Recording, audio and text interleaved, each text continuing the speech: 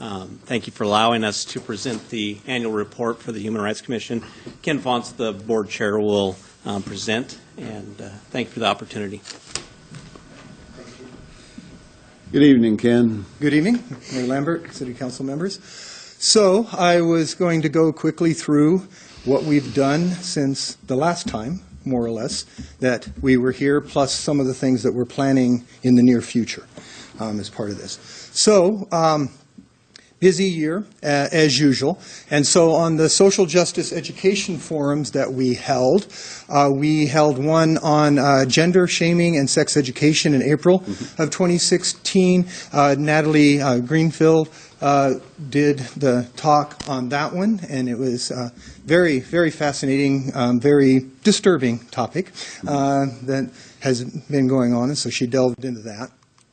We also did an education forum on religious shield laws in Idaho and children's rights, taking a look at the Idaho laws that gives a religious exemption to mainly one church in Idaho that does faith healing, which has a lot of children's deaths. And most states have done away with those laws or adjusted them. Idaho has not, so they're protected. If average parent didn't take their child to the doctor, they would be held liable. This group are exempt from other laws that everybody else is, and so we did an educational forum bringing in a couple speakers on that. One of them is a survivor of the religious group, and so she had siblings that died and others as part of this. We also did an education forum under pressure examining white masculinity. This was done in conjunction with the University of Idaho, sociology class on diversity and social stratification. And so the students actually presented all of the material, researched all the material and all of that. And so we really like it when we can partner up, especially giving the students the chance to run everything. And so they planned it all, they ran it all. And so we were just there as kind of guidance, and that was about it. Now, other activities that we participated in over the year, we participated in Palouse Pride in August of 2016, and we have our booth set up there, and we do that every year. The Human Rights Commission walks in the march, as well as has a booth set up at the Pride Festival. We also sponsored and participated in the MLK Human Rights Breakfast in January, which several of you were at it. And Mayor Lambert, you probably remember since you spoke at it and introduced the things. Yeah. And so we always participate in that. It's always a good time, too, Ken. There's a huge crowd. I don't know how many people we have there. But yeah, I don't know. This year was a record year, as you can see here. They had to set up extra tables in the back because there was so many people that were attending this time around. So it was really good showing on this one.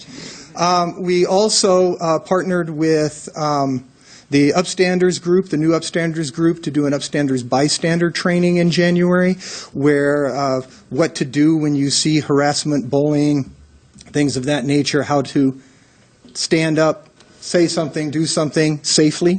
And Chief Fry spoke at that.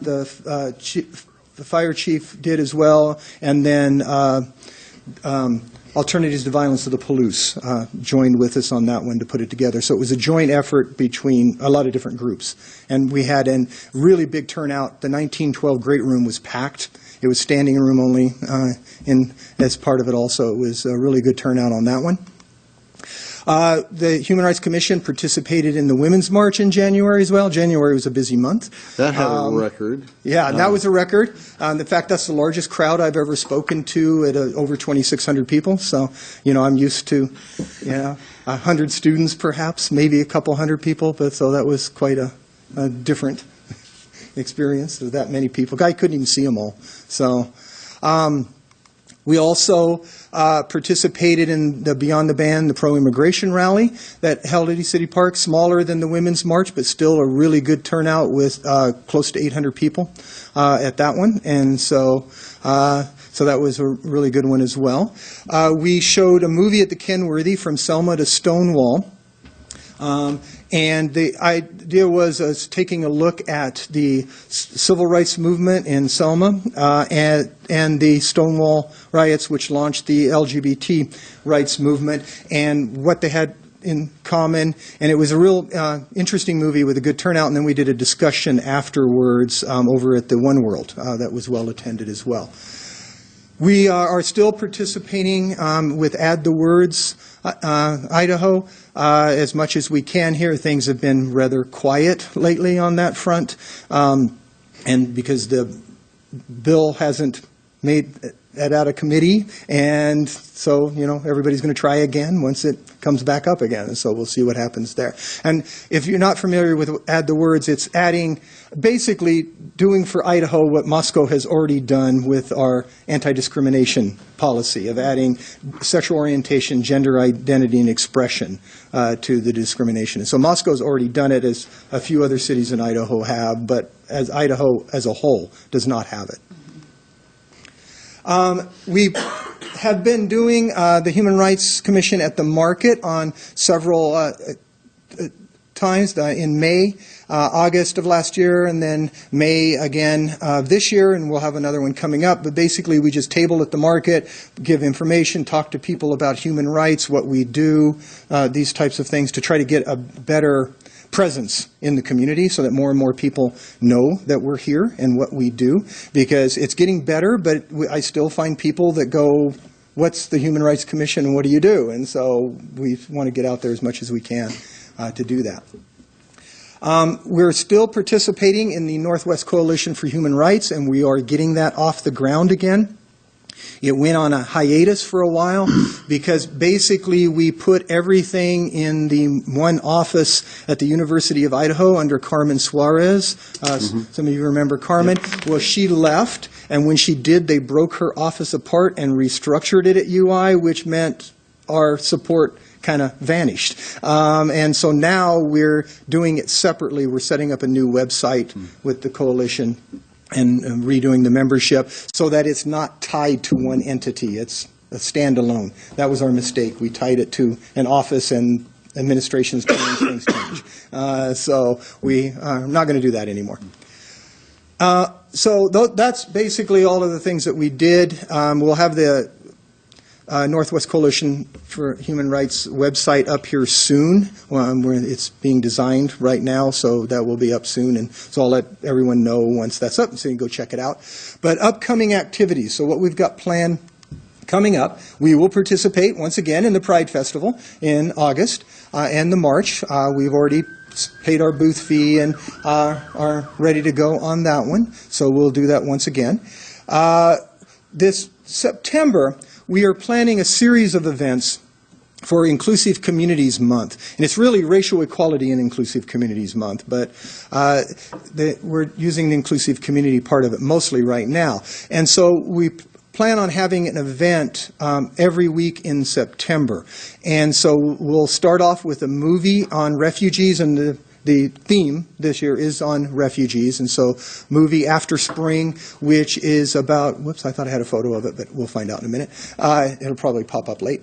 The movie is about a group of film makers who went into one of the Syrian refugee camps and filmed everything that was going on there and so forth. And so we'll start off with that. Then we're going to do a panel of refugees. So there are going to be individuals who are on the Palouse. We have several students at UI and WSU who are refugees, and so they're going to be speaking of their personal experiences and things of that nature. Then we'll have a speaker on refugees, so we'll bring in an expert to do a social justice forum.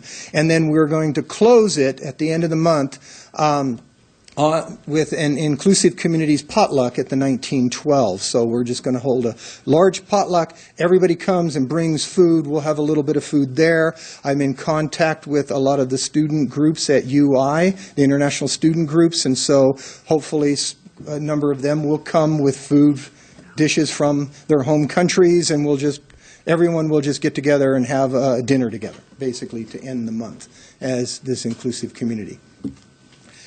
And also on that same day, earlier in the day, we're partnering with the Latah Human Rights Task Force, which we do often, for Human Rights Day at the Market. That's on the Saturday. The potluck is in the evening on the Saturday. Their theme is on refugees again, stories of refugees. So we'll be doing basically the whole month dealing with refugees and refugee issues. This year, coming up in November, will be the Ismat Manan Sheikh Community Unity Award again. It's time again. We do this every other year, and so the Arts Commission was last year, so we're up this year. And so we will be sending out soon information, press releases. The city supervisor's office will send those out, and we'll be setting all of this up to take nominations for the award, which the mayor then will present once we get it all established. So we'll be doing that again in November. We'll participate in January once again with the MLK Human Rights Breakfast, like we always do. So we help sponsor it and join the Latah Human Rights Task Force to do that.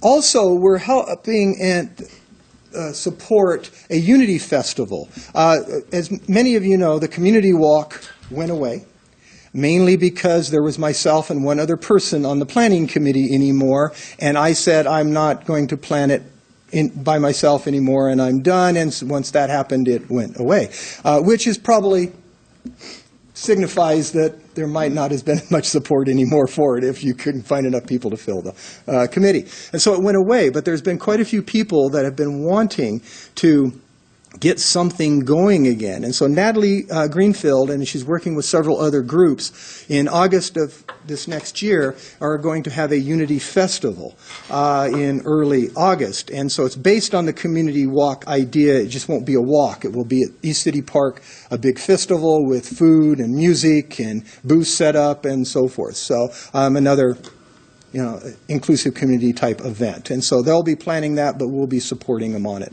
I told them I was more than happy to support them 100%, but I would not be planning any of it. So I'm busy enough as it is. And my wife keeps telling me to stop saying yes.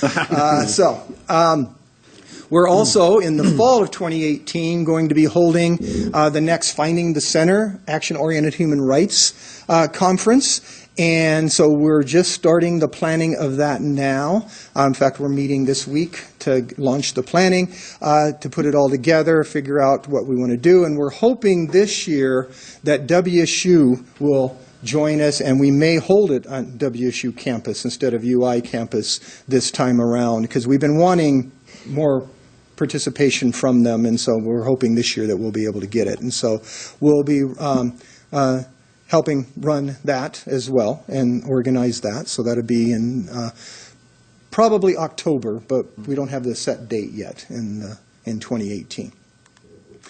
And that is it, at least through that point. Okay, Ken, I know about. I always thank you for your enthusiasm and hard work that you personally do, because you're constantly doing things and keeping the ball rolling for human rights, which is really a big thing for our entire area. And so I'm very proud of that, and you've got a great commission you work with. And Chief Fry, our liaison, our city liaison. Chief, you got anything you'd like to comment with Ken for a second? Then I'll turn it over to council for any. No, I think the biggest thing is it is a very active group, and they're out there and really representing the human rights, and just the events that are getting bigger and bigger. We were a little shocked on the police side with the Women's March.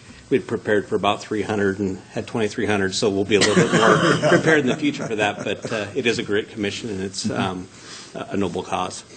You know, that Women's March that night, I talked to several of the organizers, and they had no idea that many people. So it's pretty amazing. Yeah, really. it overwhelmed amazing. just about everybody, Yeah, I think. Yeah. it's amazing. But anyway, thank you so much. Can council have any questions? Art? Just want to point out that for those who are interested, the commission meets tomorrow. Yes, if you want to sit in. Yep. Very nice. So tomorrow At 4. 4 o'clock, Right. downstairs in the conference room. Yes, and you're going to be there, right? Yes, I am. Okay. I'm the council liaison. I should Hold be. his feet to the fire. We're an open meeting, so anybody can come in that wants. Right now, we are full.